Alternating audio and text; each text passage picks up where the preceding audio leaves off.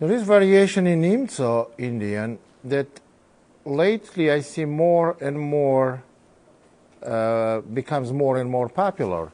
This is d4, knight f6, c4, e6, knight c3, bishop b4, and f3. There's a group of grandmasters that keep playing this for white, and I play on the internet. I see more and more played by the relatively strong players. And here is some ideas that I introduced to you in the opening repertoire. I want to develop them and refine them a little more. So d5 is the main move here, and that's what we want to play in order to stop e4.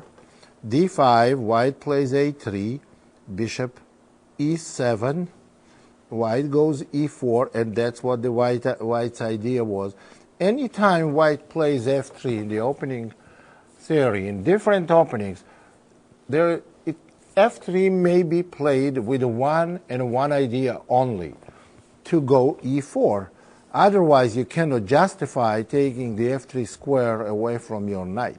So after e4, d takes e, f takes e, black goes e5, and obviously white is not going to play d takes e, because queen takes d1, followed by knight g4.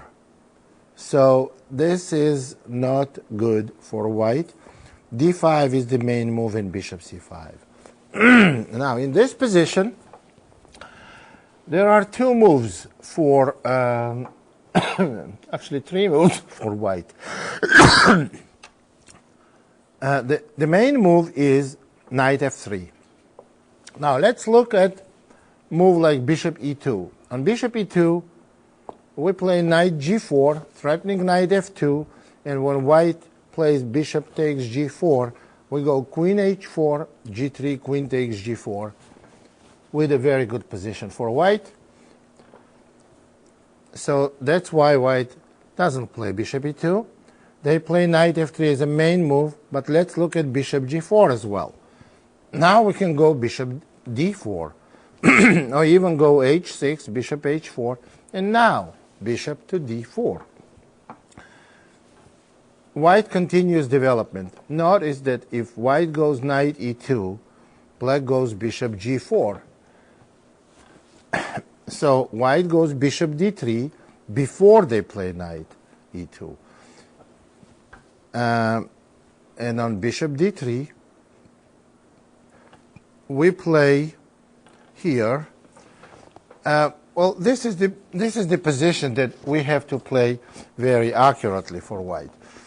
On knight e2, we want to play bishop g4. That's the main idea, to keep the bishop alive on d4 square. The reason why we played h6, there is a reason. When we get kicked from d4 square, we want to have e3 square for black bishop. So the main continuation goes here. If white goes knight e2, well, black's move. Black can go castle, and on knight e2 we can simply go bishop g4. And if white goes h3, we can simply take on e2. And if knight takes on e2, we can go bishop to e3. This is okay position for black. And after knight g3, we can go g6, and followed by knight d7. And if we need, we're going to go bishop g5. This is okay position for black, and black is doing fine here, having no problems. So here is practically no novelties here. Well, so main move is knight f3. The best way to play against the knight f3 move, bishop g4, pinning the f3 knight. And this is very important because we want to make sure we get the d4 square for a bishop in the future.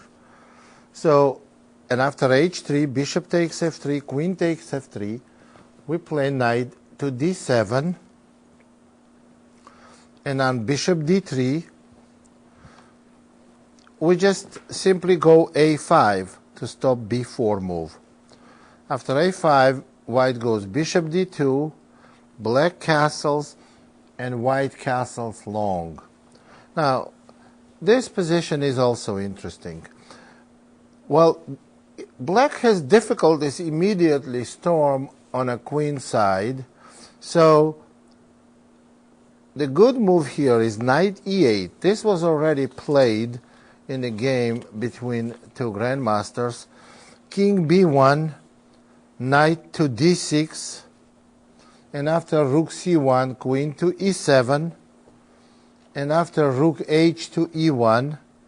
That's how it was played in that game. Black played a4, and they have a very, very good position. What happened later in the game that black played c6, they took on d5 when knight wasn't here, go knight b6, put pressure on c4 pawn, later take on d5 possibly. White does not have any constructive plan.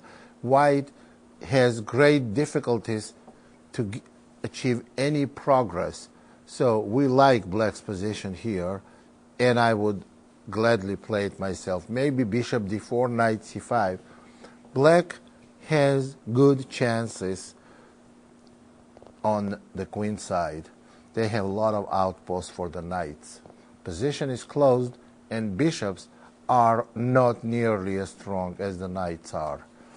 So this is very satisfactory and good way to play for black against the f3 variation.